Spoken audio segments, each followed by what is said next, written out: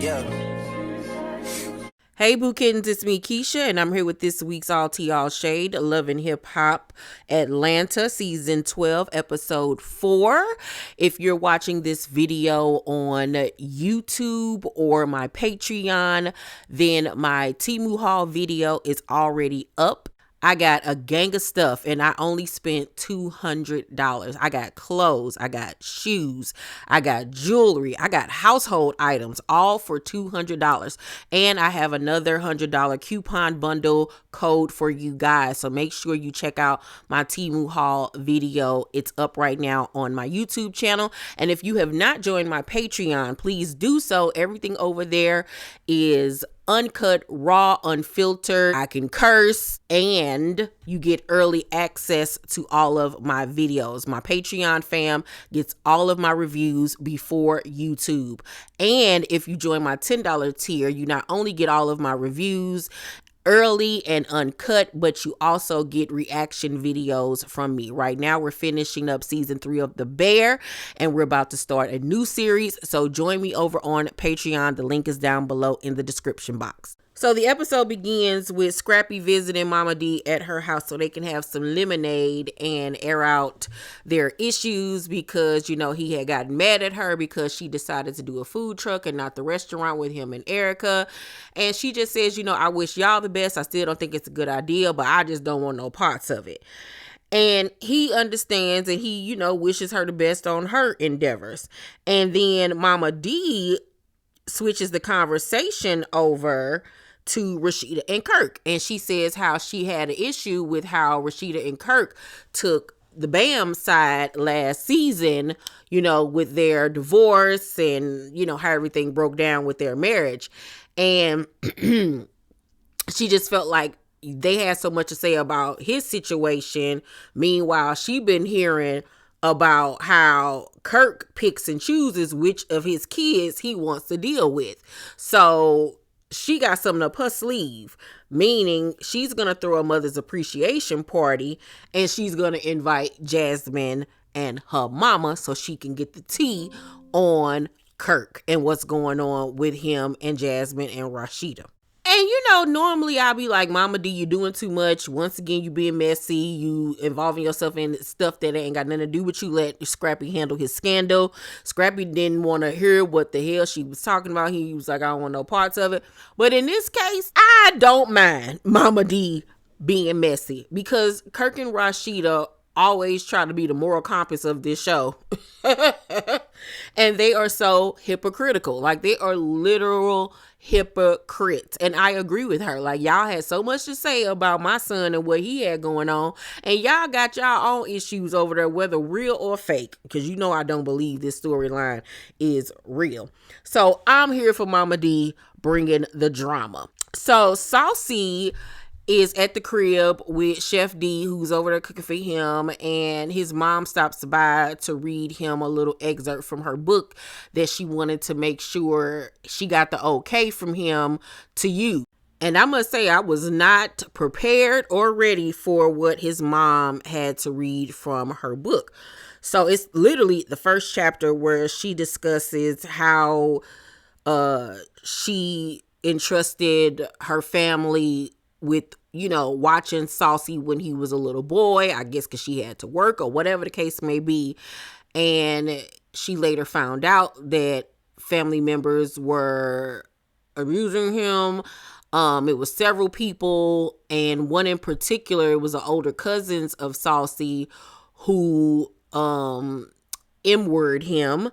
And she found out because Saucy told a cousin, and then the cousin revealed it, and a lot of people in the family didn't believe him. And that we found out that this happened to Saucy when he was 9 years old. And he even admits in the scene that it doesn't really bother him even to this day when he sees the cousin, because him and the cousin continued on messing around until he was 16 years old. And he was like, because he groomed me. Like, I thought that this was normal. I thought that it was okay, you know, and it wasn't. And I was like, oh my God, Jesus the Christ. And the mother, it says in the book that she feels like this happening to him is what made him gay. But Saucy denies that, and he says that no, that's not the case at all. I was already having these feelings towards boys before I was M-word.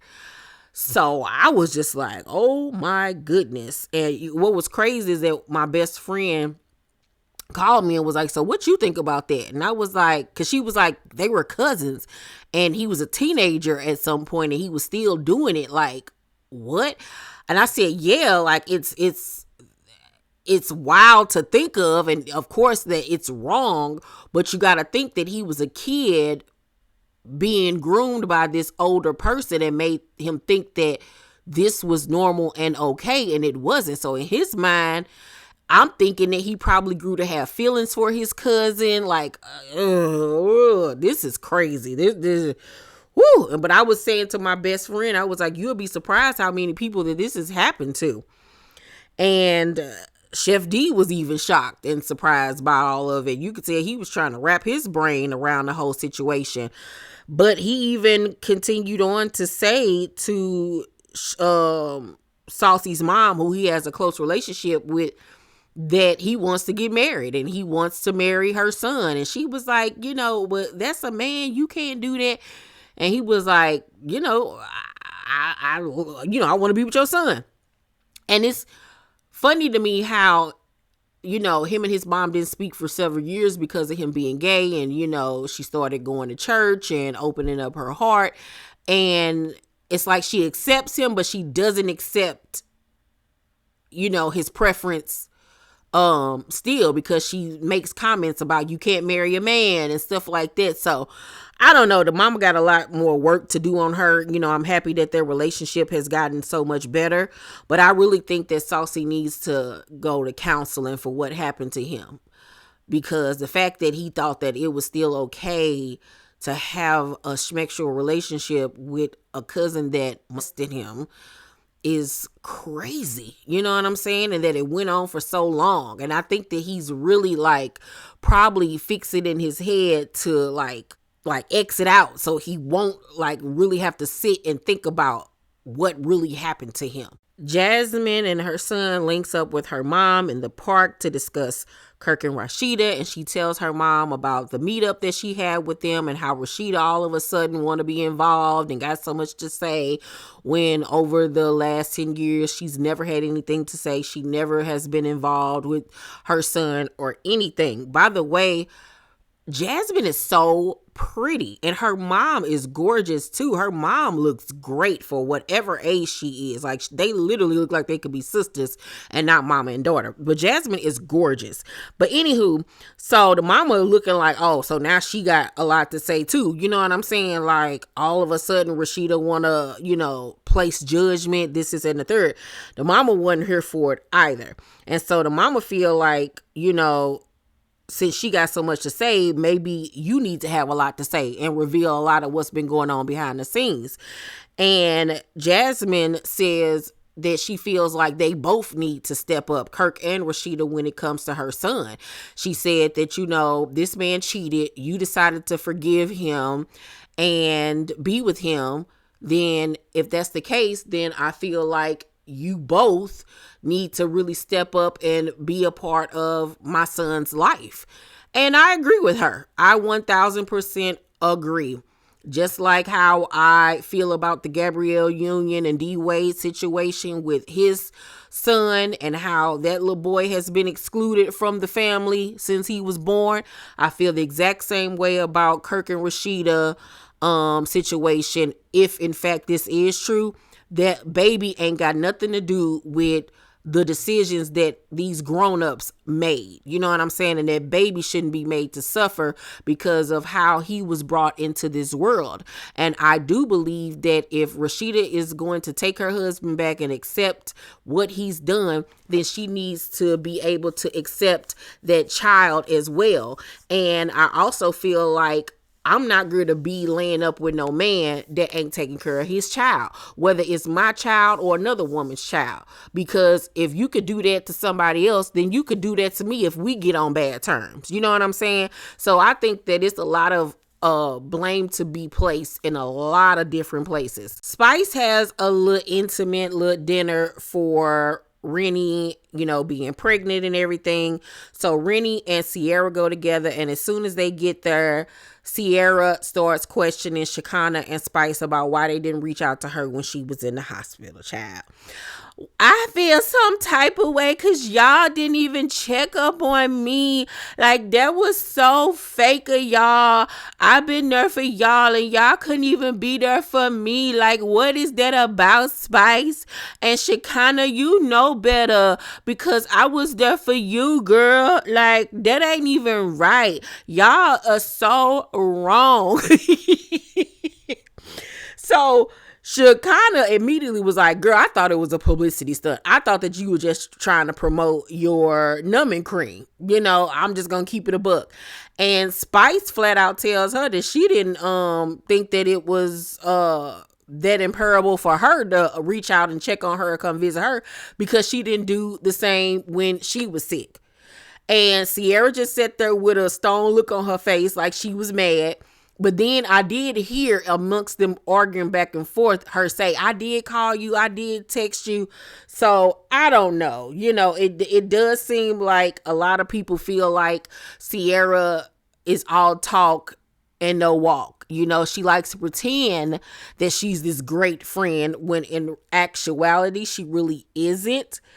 So I think that from what I've been hearing and seeing from a lot of her castmates, I think that the people that she really do F with, she's there for. And I think that other people in the cast, she messed with them to an extent, but she ain't all the way present. And that's okay. That's okay. But she needs to just be honest and real about that. So, they squashed that, but you could tell by Sierra's facial expression she was still feeling some type of way. Sierra then asked Spice about the cast album and who's gonna be on it. And Spice get the name and people. And Sierra was like, you ain't even asked me if I wanted to be on it. Like, that's really messed up, Spice. I'm a rapper too. And Shekinah also felt slighted. And I was like, Shekinah, you a mortician and a cosmetologist. If you don't get somewhere and sit down, now you want to be a rapper. But it seems like she's going to, on the show, seek Chaotic's help with her coming up with a rap. Because on Chaotic's YouTube channel, or one of the videos they did together, they were practicing a song that he helped her with. So I think that Shekinah and Sierra are both going to be feeling some type of way that they're not involved in this cast album, which is so funny to me. So, Spice was like, we weren't even talking when you came out with your little song or whatever. And she was like, you right. But it's like, Sierra, like, why would you even feel some type of way about you not being asked to be on a cast album? You just started so-called rapping 5 days ago. Like, girl, get somewhere and sit down. But in her confessional, she says, it was my first song, and honestly, I don't give a fuck what these people say. I liked it, and I'm gonna keep trying until I get a hit. A hit.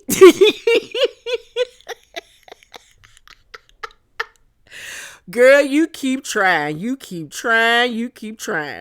So Spice gives Rennie a gift for her baby boy to be and calls the baby her nephew. And Sierra was looking at her and Sierra said, nephew.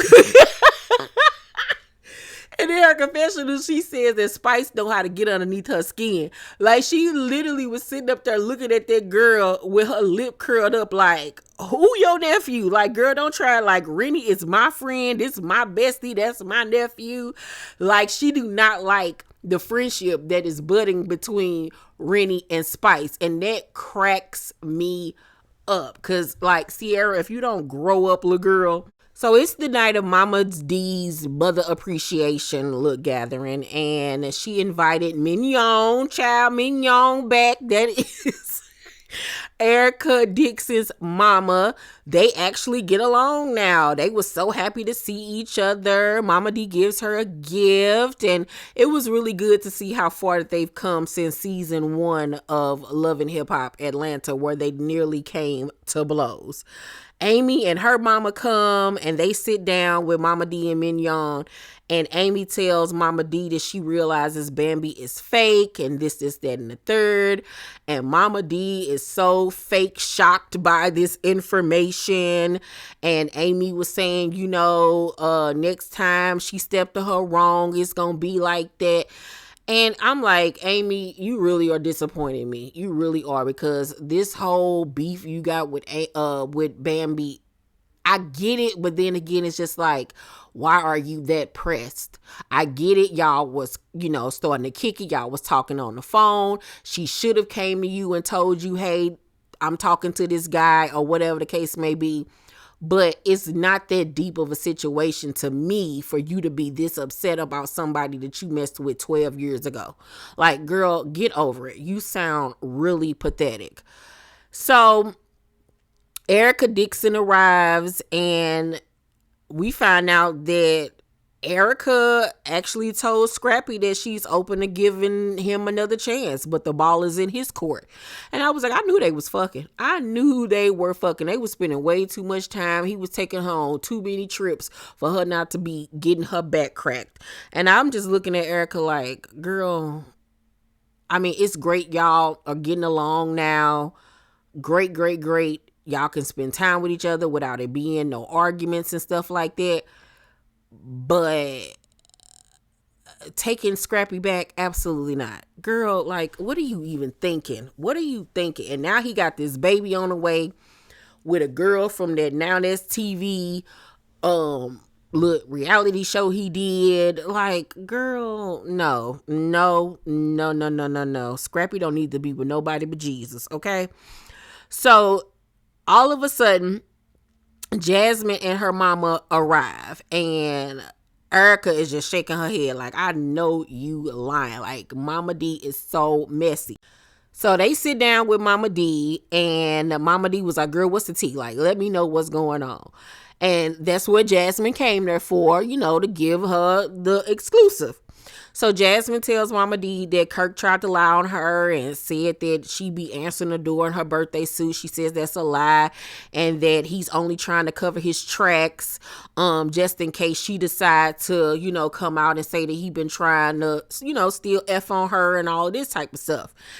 And she tells Momma Dee that he said he'll give her money if she sleeps with him. And Momma Dee is just like, oh my God. Like, she cannot wait to throw this up in Rasheeda's face. So then Jasmine's friend Erica arrives. So we got 2 Ericas on the scene.